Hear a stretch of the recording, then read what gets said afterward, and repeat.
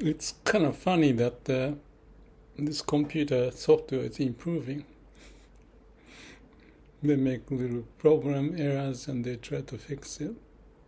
Just like my brain or your brain, that we have to keep advancing. It's just the way of the universe to live, hopefully into the right direction. Anyway, the subject matter, yes, that's right. The subject matter is anchoring. I like the term anchor, which is to grab the root and have it secured so that you don't get astray. In terms of spirituality, to me, spirituality is more of a common sense when you really totally understand it.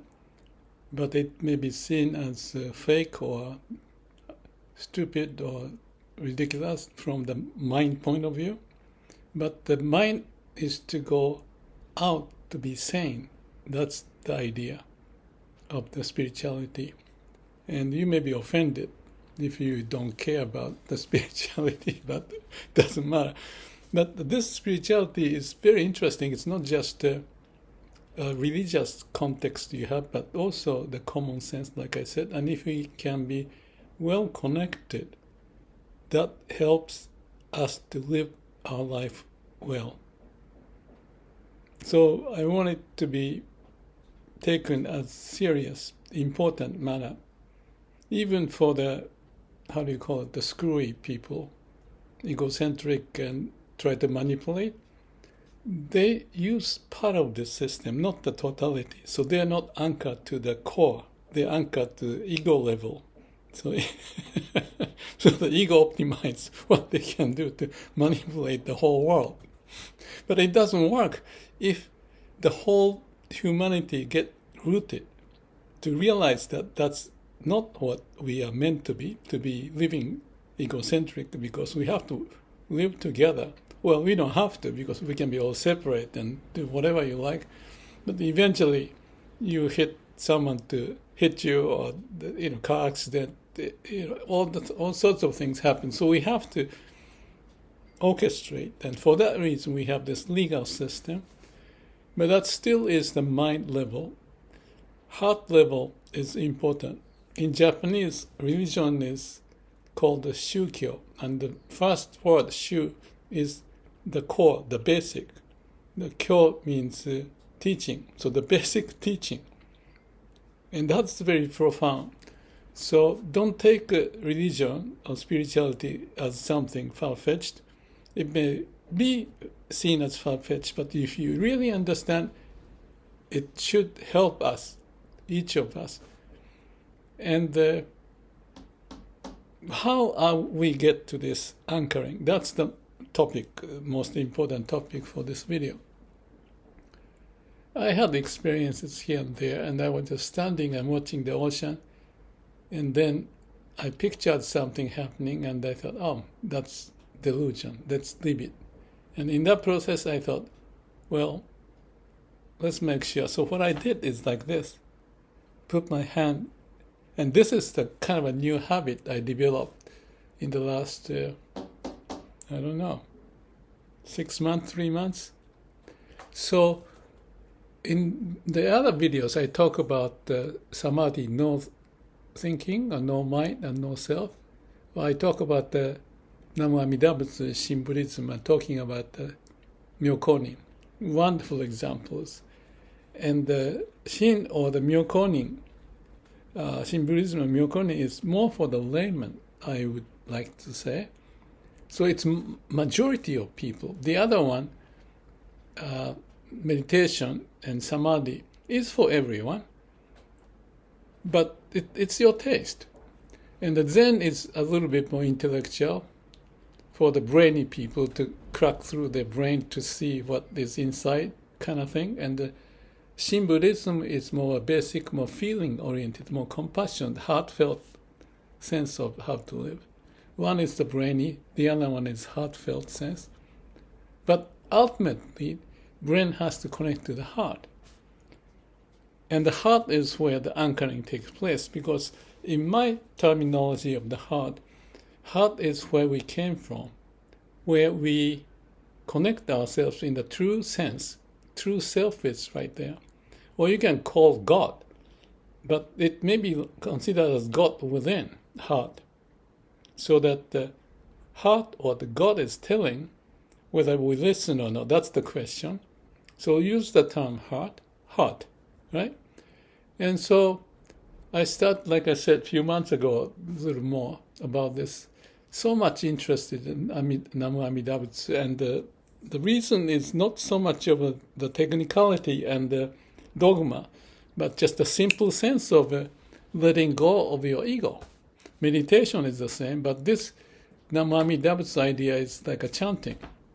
Typically, I'm a brainy side, and the chanting sounds too esoteric and nebulous, and the people get fooled. And I believe that can happen. But using the scientific mind that I have and going through the example of Myokoni, not at the dogma and the religious teaching level, I mean, that's also important that I studied, but also people actually going through this process anchored with their heart. Its heart is the Amida Buddha, but it doesn't matter, because if you read Shinran's Kyogo Shinsho, that's one of the stuff that he wrote, full life spent in Japan, taking some of the ideas from India or China, synthesized and shared that. It's so difficult, but I get the idea. And the point is that you have to let go of yourself for the Amida's compassion to take over for you to be happy. And not just that, but evidence, because I'm kind of like a scientist mind. Evidence is critical. So I've read Saichi, Osono, Genza, Kichibe, many Myokoni has left the stuff. But it was not discovered until Daisetsu Suzuki picked them up, because it's not at the hierarchy, high level of the society to talk about. It's the layman stuff. But this layman stuff is so profound. So anyway, I can talk more, and that's my plan, to talk more and more. Not the dogma, but the essence of it. So the essence here I'm talking about is the anchoring and the heart. And the heart can be seen as God or Amida Buddha or nature's way. It actually doesn't matter. But that's how we exist. And the Shukyo, original or the essence of teaching, the core of teaching, is at the heart level that we can access. So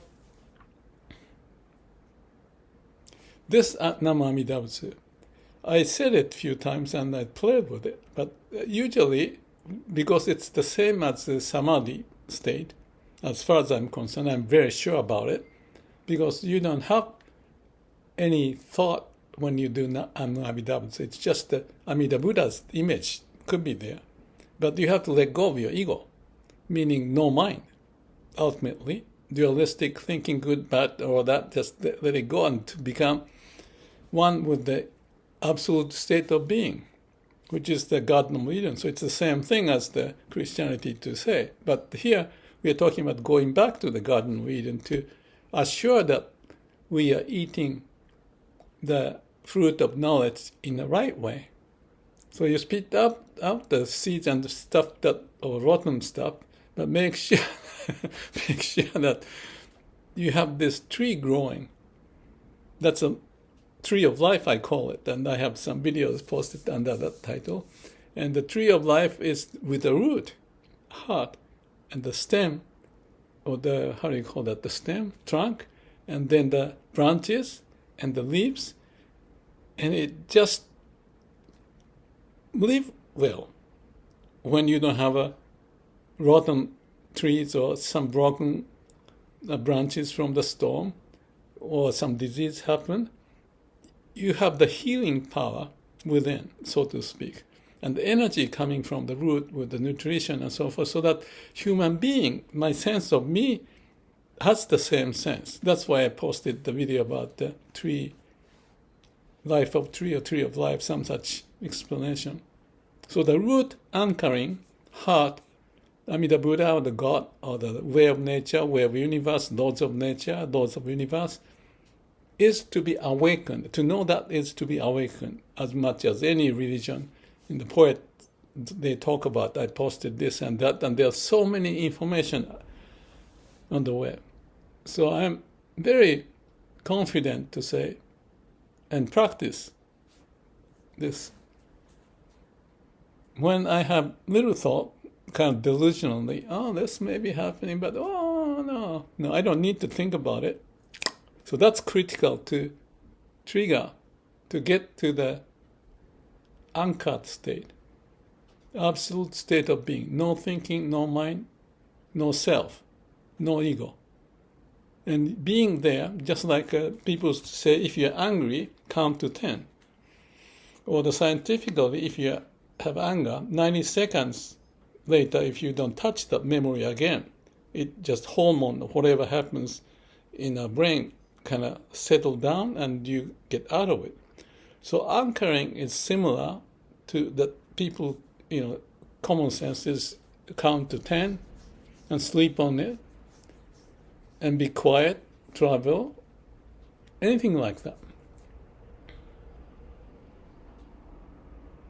So this heartfelt sense. Heart is number one. Heart is at the core. I used to say, use the brain, listen to your heart. But I think I should have said, listen to the heart. Always listen to the heart. And use the brain. And live with the mission. Your tree will grow better without nasty stuff coming in. And as far as you practice this principle and live life with sincerity and truthfulness, and no ego, no mind as a root, no duality, some people call it. I don't like the conceptual term duality and non-duality. It doesn't matter.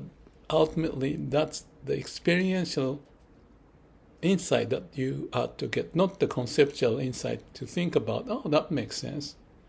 Now, next page, and what's next? Short attention span. That shouldn't be the case. I want you to get into the samadhi state instantly and over, because this is creeping up all the stuff to create delusion would corrupt our view of the world, and you don't feel it because you're clogged up in the system.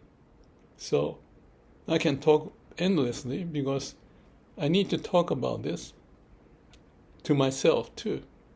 More important perhaps to myself because I have still a long way to go. Talking doesn't do it. Knowing doesn't do it. You have to act upon it. And one way is a meditation or just be silent, or count to 10, focus on breathing.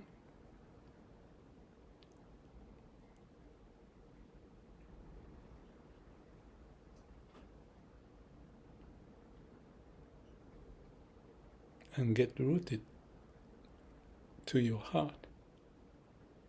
Try it, and if you find it interesting, I hope it's more than interesting, but in any case, for anything to happen, it has from somewhere.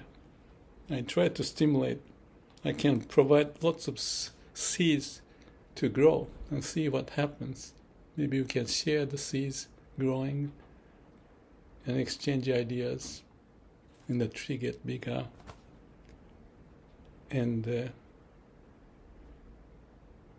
we learn how to live well. That's why we are here, to live well. Thank you.